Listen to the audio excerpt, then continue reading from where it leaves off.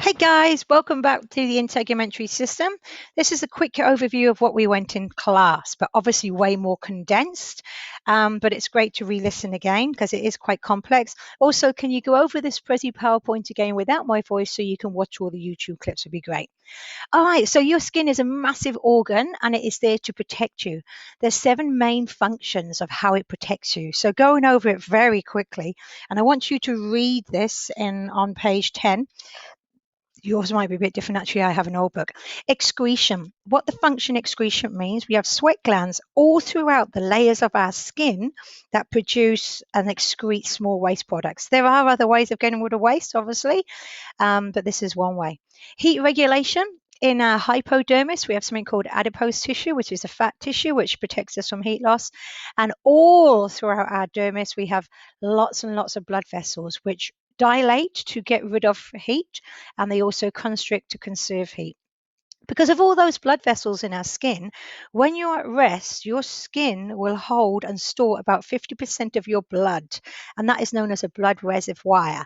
And that is why if you were to see someone that passes away, eventually all the blood goes to gravity and it will go at the bottom end, meaning their back, the bottom, the backs of the legs, and their top half of the body, or on top rather, will all be grey or white. So there's quite a difference in their skin color when they've recently passed away. Protection, our skin overlaps like a fish scales, really, but obviously in a quite different way. So these scales overlap to prevent any foreign substances or any bacteria entering the body.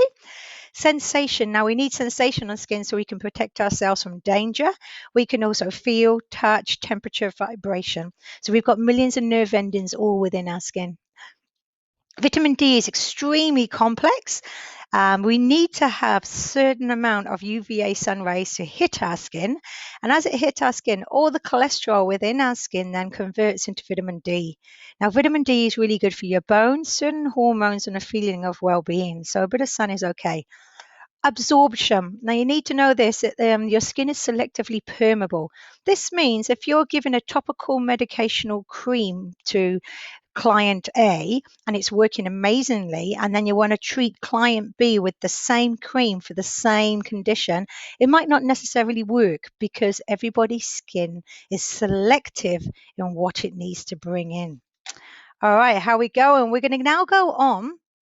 You'll see you have 3 major layers of the skin, 3 major layers of skin. Epidermis right on top that you touch and feel. Dermis, you would see if you cut your skin and it started to bleed. Hypodermis or subcutaneous is a lot lower, and that's where your fats are that attach your skin to your muscle. All right. Now I'm going straight into the top layer of your skin, the top layer that you touch and feel. Now the one you're actually touching and scratching is your stratum corneum. That is basically 25 to 30 rows of dead flat skin, but it's filled with a protein called keratin that makes it tough and strong. But I'm going to start from the beginning. Underneath that, just what sits on top of your dermis is your first layer. And your first layer is called your stratum, which is Latin for layer, basal. Now, your stratum basal is just 1 cell thick, so it's just one single row that goes all the way on top of your skin. And what that layer does constantly is divide, keeps producing. It's called cell division. So it's getting all the nutrients from the blood that's given it to, all the food is going from the blood, it's giving it to that first layer of the epidermis so it can constantly keep producing more cells and dividing. Now, as it produces more cells, there's only one way it can go. It can only go up. The cells can only move upwards to the surface of the skin.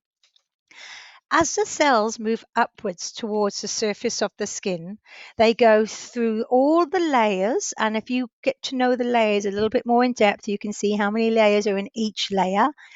They start to flatten and flatten until the nucleus then dies. And the nucleus is like your heart. The nucleus dies within the cell. And once the nucleus dies, it's getting squashed and squashed, so it's almost oval shape. But within that dead flat layer, there is a strong substance called keratin. That keratin is a type of protein that keeps that cell strong and allows it to overlay each other so it has that protection barrier. So basal is where all the cell division happens. Spanosium is where there's 8 to 10 layers and they're still slightly alive there. As they project through in the granulosum, they're really starting to flatten there.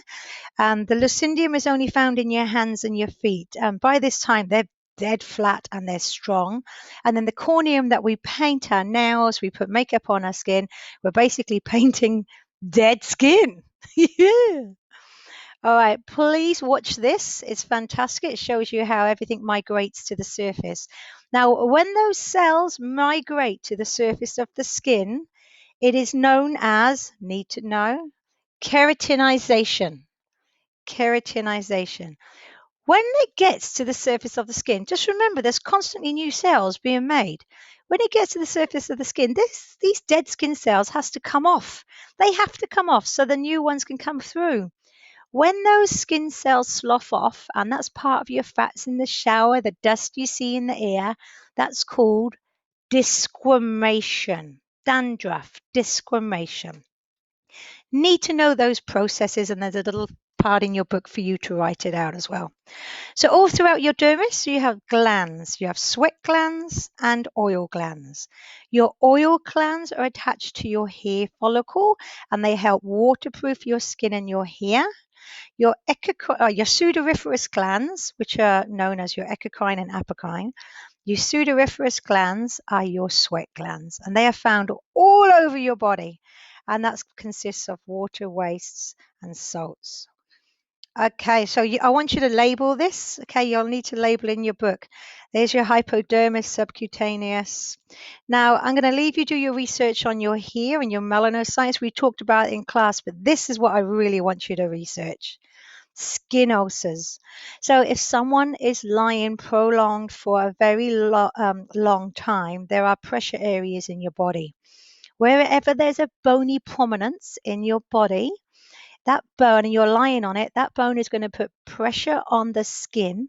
If it's putting pressure on the skin, blood flow cannot get to the layers to allow that basal cell to feed that basal cell so the basal cell can keep producing to keep the skin alive. Does that make sense to you? It's almost like trying to put petrol in the car but kinking it. Okay, kinking the pipe. All right, you're trying to put petrol, but there's a kink in the pipe. All right, so you have to make sure you turn your clients every hour to 2 hours, depending on their condition. Once the ulcer starts and the redness and then the blister, it is extremely hard to look after that area of skin because of the state they may be in as well. So constantly moving them, making sure there's blood flow to all their pressure areas. Okay, great one to watch. This is human scabies. It happens in poverty areas, but also only takes one person to spread it no matter where you are. They love dead skin. What is that layer of the epidermis that's basically dead? Corneum layer.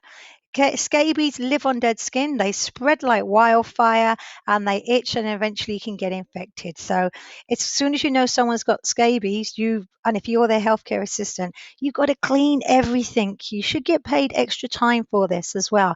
You have to make sure everything is vacuumed, every clothes, all the pillows, sofas are vacuumed and sprayed. So it's you'll have a process for this under your work organization.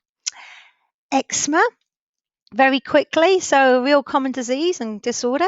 These are your corneum layer. Now, your corneum layer should basically layer like a house, like bricks in a house. They overlap and overlap and overlap. But on some eczema or eczema, they don't overlap as efficiently as they should. So therefore, there's gaps in the corneum layer and moisture can get out. Now, if moisture gets out, this layer is prone to cracking as you see it. And if it's prone to cracking, that means pathogens and bacteria can get in and it can cause a nasty, nasty infection. So some of the treatments for eczema is a steroid cream that covers the layer, which keeps the moisture in, and it does work. Okay, it does work, but it's got to be very, very consistent with it. Right, so that was an extreme overview. It was only 10 minutes long. Read your book, go over this again, and watch all the YouTube clips as well, because it's fantastic. And the more and more you learn, the better your case study will be as well. Thanks, guys. Take care.